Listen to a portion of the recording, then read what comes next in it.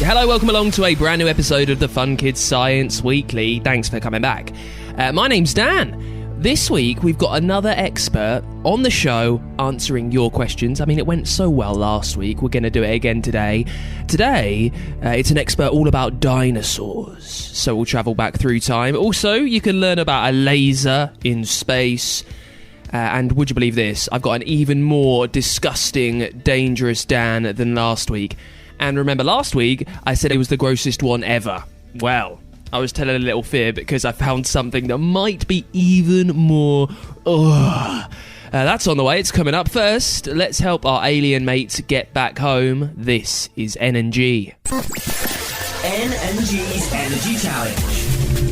You still on that Intrammer website thing? Sure am, G. I'm on a page all about energy. I'm sure there's something on here to help us power the laser pods and get us back to Zog. Welcome to elecquizery.com. Find out more about energy on Earth and post your questions for the Quizler. Oh, this looks like a good one.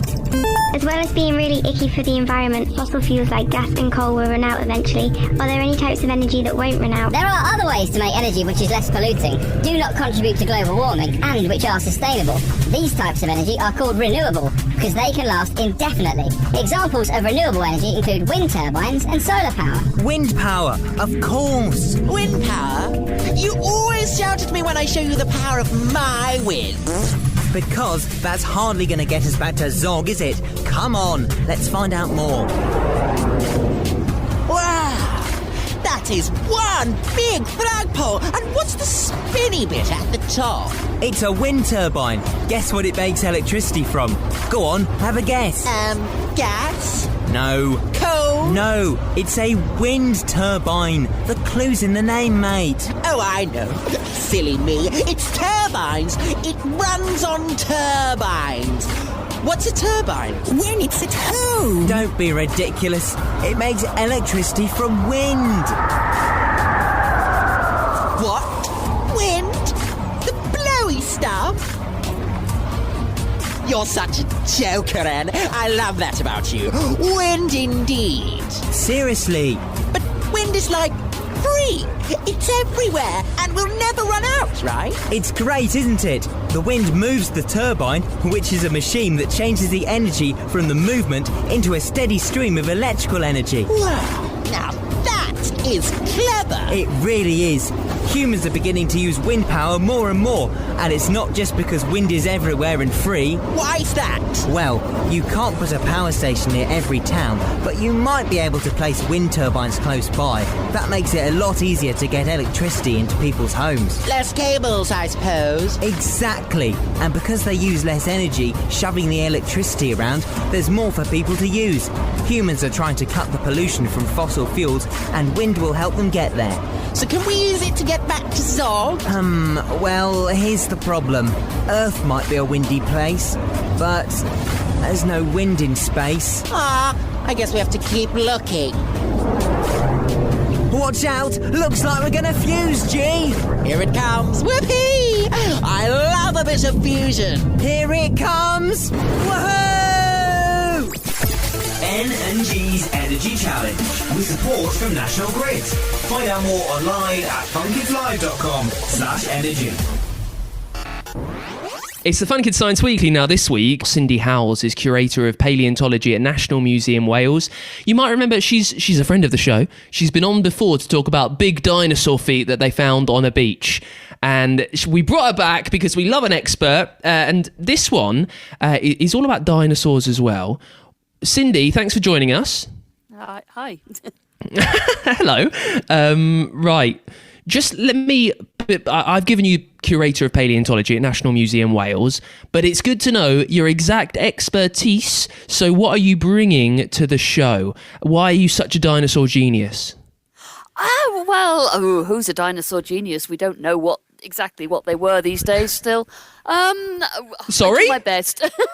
Sorry, we don't know exactly what they were. Who does know what dinosaurs, what colour they were, or, I mean, dinosaurs are something that became extinct 66 million years ago. We do our best with dinosaurs. Educated guesses, aren't they? Educated guesses based on what little evidence we have. Well, that's interesting. Very quickly, before I ask you this question, you say little evidence that we've got. Do we not have that much evidence at all of what dinosaurs may have looked like? Do we have loads of fossils, or are we kind of cherry picking what we know from actually the few things that we've found? Well, the trouble with dinosaurs is all we have are the bones, pretty much. There are very, very few dinosaurs where we can tell anything more than the bones, and we are scratching the ground to try and find out details of the soft parts. Any sort of fossil that you are only looking at the bones for, you'll never know exactly what it looks like. We just have to sort of guess and do very educated guesses as to where the muscles quite were, how the muscles worked, how they're put together. And it's only very, very rare fossils that allow us to tell that sort of detailed information. Amazing. So with that in mind, I'm not even asking you a question here which is steeped in facts. Like, this is all an idea of what maybe could have happened. It's a question that's been fired over to us on Apple Podcasts. Place your mind back over 66 million years ago, Cindy. Why did the dinosaurs arrive on Earth before humans? There's an interesting question. Dinosaurs were actually a fairly primitive animal that evolved over 230 million years ago. So they were reptiles. They were very, very, very primitive compared to us. Humans only evolved within the last million years. So that you've got a gap of 65 million years, which is why they didn't coexist at all. But humans are, some might say, the last step, the most advanced step on the family tree that are mammals. But why did they arrive later than dinosaurs? One thing always comes before another, I guess. With evolution and this type of thing, creatures and species are perfectly suited to where they're living. That's how different species flourish and others don't. What was it about that time, the way the world was, hundreds of millions of years ago, that meant the dinosaurs arrived, but humans weren't around until later on? What was it about the environment and the atmosphere and the flora and the fauna that specially suited massive lizards?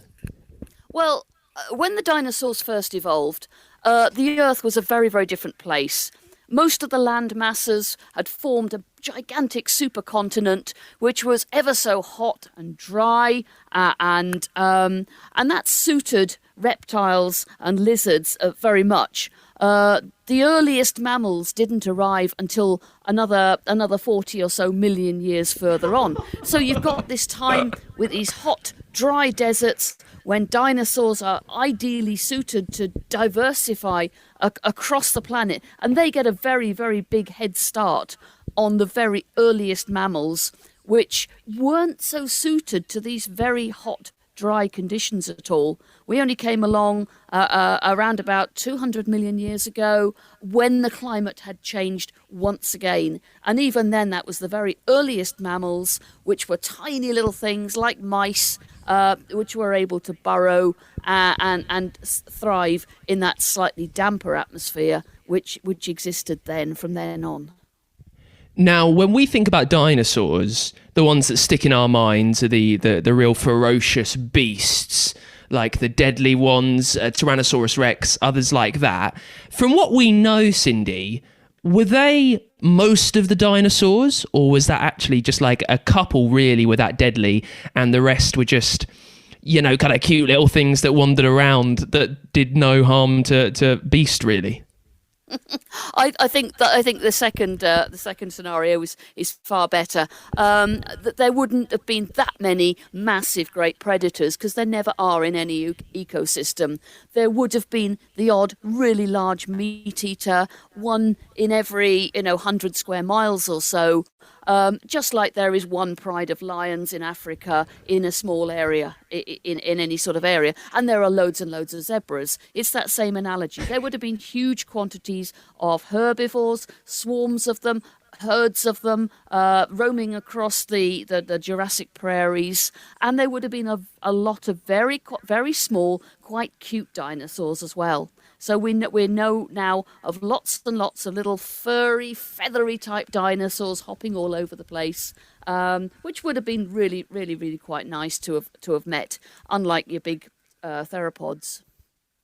Now, the answer to this next one is going to be complete guesswork from you, and I'm okay with that. And if you can't, if you don't want to nail your sail to a mast, then that's perfectly fine.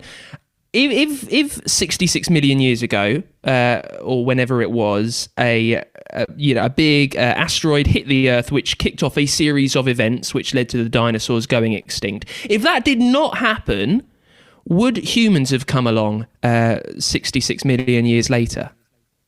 That's a good question, because you never quite know what would have happened if that catastrophe hadn't happened. There might have been others. The climate certainly changed an awful lot. It got initially hotter and then started cooling down. Over the last 50 million years, it's cooled down dramatically. So we have very few large reptiles, apart from crocodiles, which are a different thing again. We have very few large reptiles still surviving on this Earth. We do actually have some dinosaurs which did survive the extinction. And of course, that's what we now think of as birds. But to a paleontologist, they're actually dinosaurs. So amazing. They did survive. But whether or not, having killed off all of the very, very big ones, whether or not they might have survived, I doubt it somehow.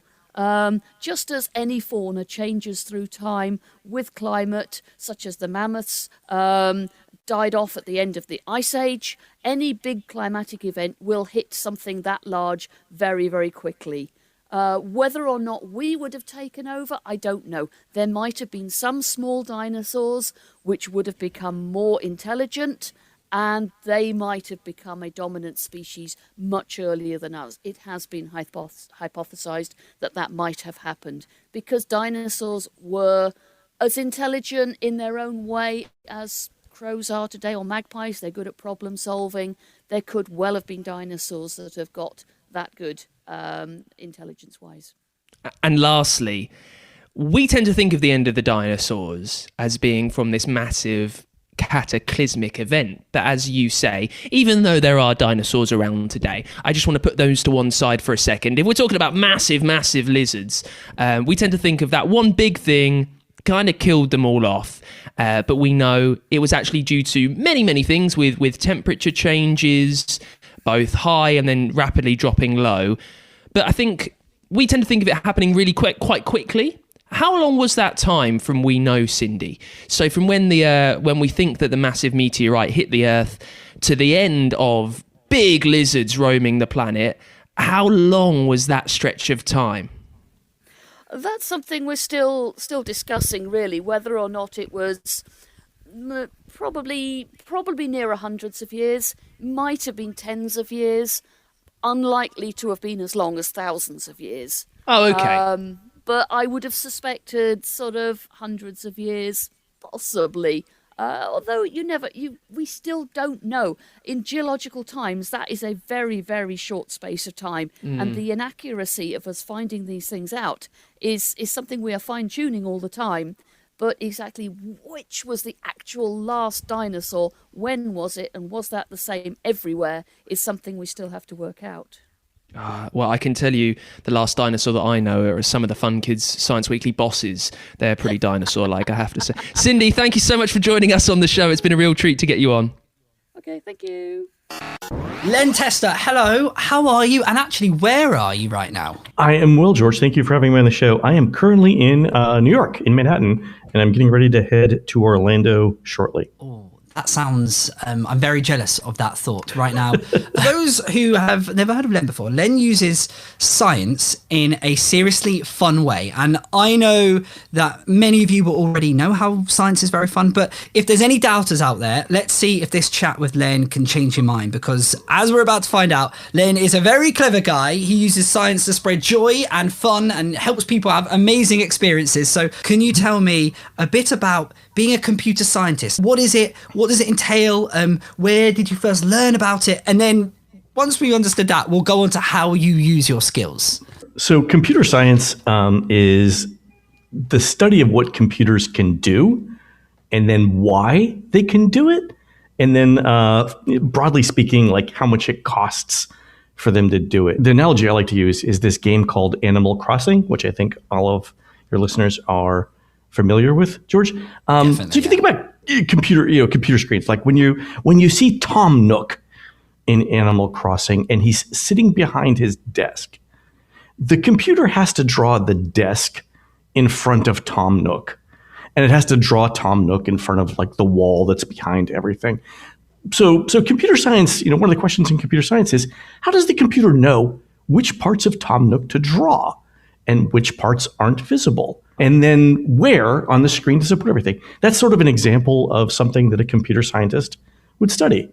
So it is, fascinating and complex at the same time. So I am going to now say a statement that I don't think many people listening will expect.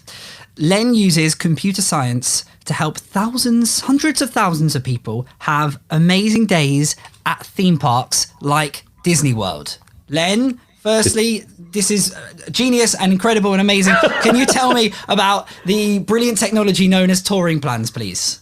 I will. So here's how it started. And by the way, George, this is one of the things that I love about computers. And it's that for certain problems that you have, you can tell a computer or you can use a computer to solve it. So for me, it started when I was waiting 2 hours in line at Disney World with my family. And if you've been to Disney World, you know that in Florida during the summer, it's very hot.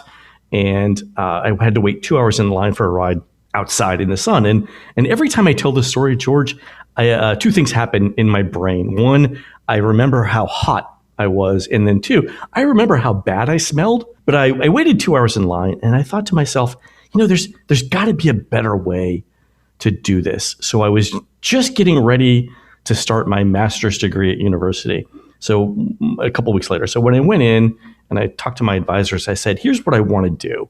I want to write a computer program where you tell it the rides you want to ride in Disney World. And it tells you the order in which you should ride the rides to minimize your wait in line. And so my advisors had two questions.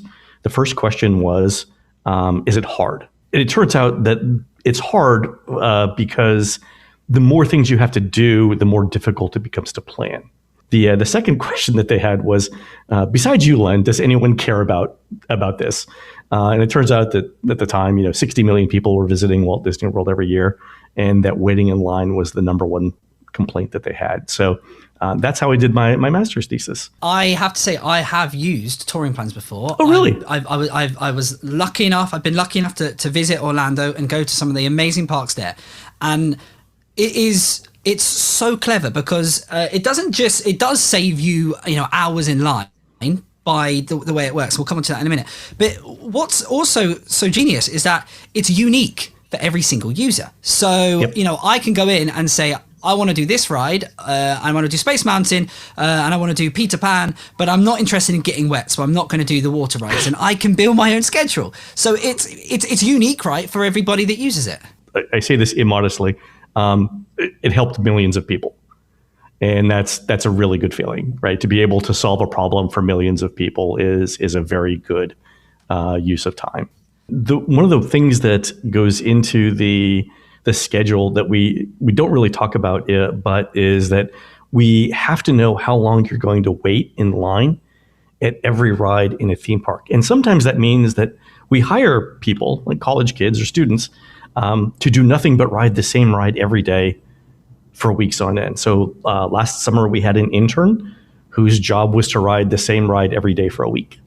That was one of her jobs. So, sorry, let's just recap there. Their job was to professionally ride rides in Disney. Right. So we said, when's applications open for this summer? No, I mean, it's a paid job. We pay for lunch as well. It's a fantastic job. Yeah. So for 1 week they rode Test Track. For another week they rode Space Mountain, and that's all they did. And what they were doing was they were timing how long they were waiting in line at different times of the day. So imagine you go to a theme park and you're the first person through the door. There's no one ahead of you, and your wait time is going to be 0 minutes.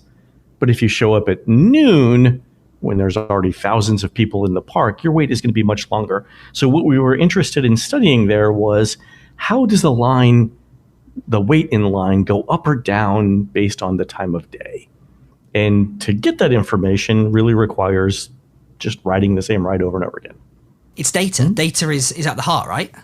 Right. So the two parts of it are the computer program that sort of processes the data, but then having really, really good data about how long you're going to wait in line. And we've got people whose jobs is to do that sort of analysis of how long you're going to wait in line. That's their job every day.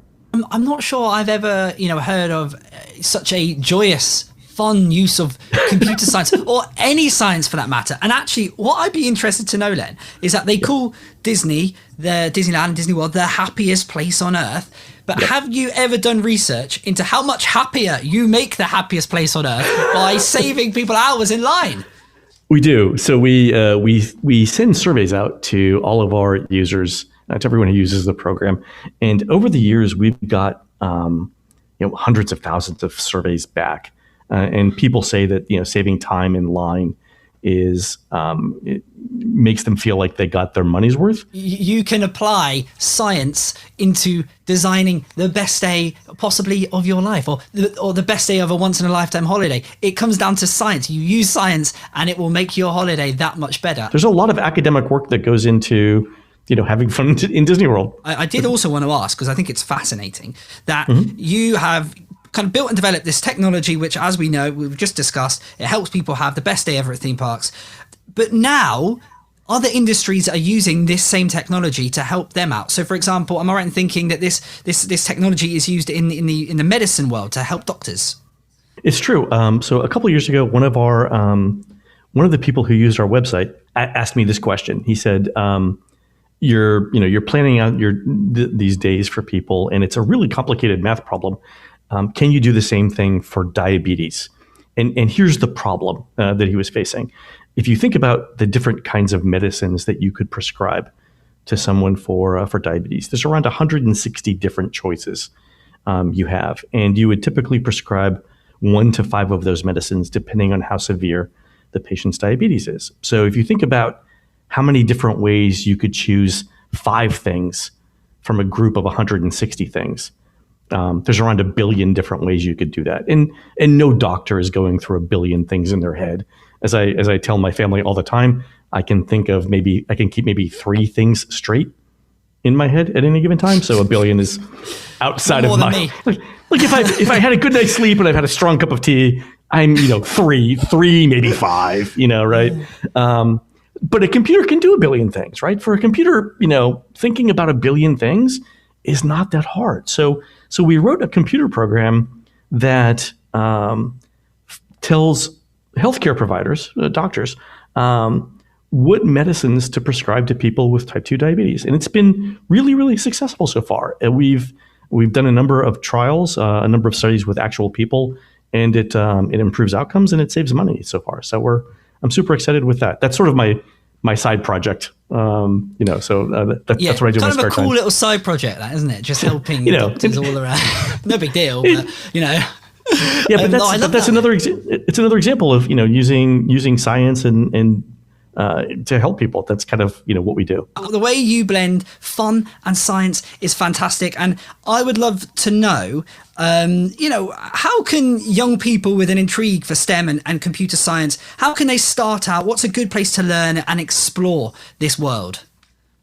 So to get started in computer programming these days, I think the way to do it is to learn visually. Like, instead of reading a book, to just play with things. So there's this language called Scratch, and you can find it at scratch.mit.edu. It's a very visual language. It's sort of like programming by putting colorful blocks together. So if you imagine like building a house with Legos, same idea, but with computer programs. There's a really short getting started video that explains how to begin programming in Scratch. But using Scratch, you can make like a video cat walk around the screen and say things. It's kind of fun. It's a great way to get started. So scratch.mit.edu. Len, it's been absolutely fascinating chatting to you. I think you are a proper genius and also have the coolest job in the world, working in theme parks all day. And don't forget, when you next need that intern to go and just spend the summer riding rides, you've got my email. Give me a message. Bring your sunscreen, George. Cheers, Len. Thank you very much. For this week's Dangerous Dan, we're looking at another parasite. Now, I know that we did one last week, but I saw this and I thought it might be even more disgusting and deadly than that one, and I thought I've just got to tell you. Now, remember, a parasite is something that latches onto one organism and weakens it to make itself stronger, and one of those is the head-splitting fungus. Cordyceps fungi is found in warm tropical forests. Looks like a very, very, very, very tiny plant. A little bit like a minuscule corn on the cob, I would describe it as. It lives in these tropical forests and it infects an ant that wanders by looking for food. And it works in a very strange, very particular way. It kind of turns them into an ant zombie. The infected ant feels the urge to leave the nest and to head to a warmer place where the fungus can grow, but the ant doesn't know that's what's actually happening. When it gets to this warm place, after a little while, the ant will climb just a little bit above the ground, almost a foot or so, and it will bite a leaf off a plant. Then it will do nothing. It will just chomp onto the leaf, hang there, and just wait to die. And then when that's done, have a listen to this, the fungus parasite grows through the ant's head, through the leaf, and turns into a brand new fungus that floats through the air. It can infect more ants and make more zombies. Disgusting, right? Utterly rank. This is how wildlife can work. Today's Dangerous Dan just shows that nature can be extremely nasty. It's time to look deep down inside your bodies now. Have a look at some microbes. This is Benny and Mal. Benny and Mal's Body Teasers, with supports from the Nuffield Council on Bioethics. Ah, hello again. Sorry about the ruckus. My friends Benny and Mal, you know, microbes that live at the bottom of an old test tube, are single-celled organisms that are very single-minded. Just have a listen. Benny and Mal never agree on anything. No, I am listening. You're the one that's not listening. So, lads, what's the hot topic today? Oi, lads, what's the hot topic? Sorry, mate. Mal doesn't like sharing the limelight. And our hot topic is about sharing too. Or rather, donating our organs. You know, letting other people use your squidgy bits and bobs after you've died. Could be your heart, lungs, even your skin and eyeballs. Ugh, I do not like the idea of someone else deciding what happens to my body, even if I am dead. Just keep your hands off the goods. Do not touch the merchandise. You're not the only one who thinks having control over what happens to your own body is important. If you're not in charge, then who is? And who decides? You could end up being controlled by somebody else in any way he or she wanted to, like a puppet on a string. Well, that's quite a logical leap there. You're right that if we don't have a say, then maybe it will be the most powerful or rich people who decide what happened to our bodies. Exactly, so I'm in charge. I say exactly what happens to this body. But are you, tote sure about that? Think of it this way. If you had an accident and needed donated organs or blood, you might be too poorly to give the doctor permission. Does this mean they would be wrong to go ahead? Yes. Even if it saved your life? Well, no. That would be okay. I wouldn't mind receiving organs. Aha, so having 100% control over what happens isn't so important to you now, is it? I still just don't like the idea of organ donation. It's icky. Well, you might think it is icky, but it's also a kind and generous thing to do to save someone else's life. Isn't that important? I'm a very generous person and I do lots of kind things. As if. I do! And if someone tells me to do something kind, it's not really kind, is it? It's like being told to say sorry when you're not. Interesting point there. Certainly something to think about. But here's something else to think about. There are thousands of people right now whose lives could be saved by organ transplants, but there just aren't enough donors. Well, why don't the government give people a nice little reward for being an organ donor? Nice crisp £10 note might change my mind. Woo! Thank you very much! Rewards could be a way to get more donors, but it's tricky because it's against the law to sell bits of your body. Well, rewards don't have to be money. Maybe if you donate, then you get to be first in the queue if you need an organ. It's certainly an idea, but not that simple. Organs have to match or the transplant just won't work. Doctors give donated organs to the people who stand the best chance of getting better. Well, that does sound fair. It is, mate, it is. Fairness is very important. It's also sensible because it means as few as possible of these precious organs are wasted. Well, if you can't give people money and they can't jump the queue, what benefits can you give them? How about the knowledge that they're saving someone's life? A warm, fuzzy feeling of just being a nice person. I'd rather have the tenner, but that's just my opinion. It's a brain-busting body bamboozler for sure. Sure is. Catch you next time. Benny and Mal's Body Teasers, with support from the Nuffield Council on bioethics. Find out more at funkidslive.com/Benny and Mal. Let's get this week's Science in the News. NASA's Perseverance rover has used its SuperCam instrument on Mars for the first time. It's a laser that can find rocks that are far away. It's got a microphone on it as well that can hear the laser, and this gives extra information to the scientists back on Earth about Mars's atmosphere and what's going on the red planet. Also, the pandemic is taking a severe toll on conservation efforts, according to new research. 22 countries can't protect natural areas like they would want, which help some of the world's most precious ecosystems. So much of wildlife is in quite a lot of danger after the last year. Lockdown has meant they aren't as safe as they could be. And finally, artificial intelligence has been able to detect sewage leaks across the UK. It has helped scientists find 926 spills from 2 wastewater plants over a decade. They used machine learning to find the bad water and to help them clean it out. And that is it for this week's Fun Kids Science Weekly. I wonder, will next week's Dangerous Dan be as disgusting as the last two?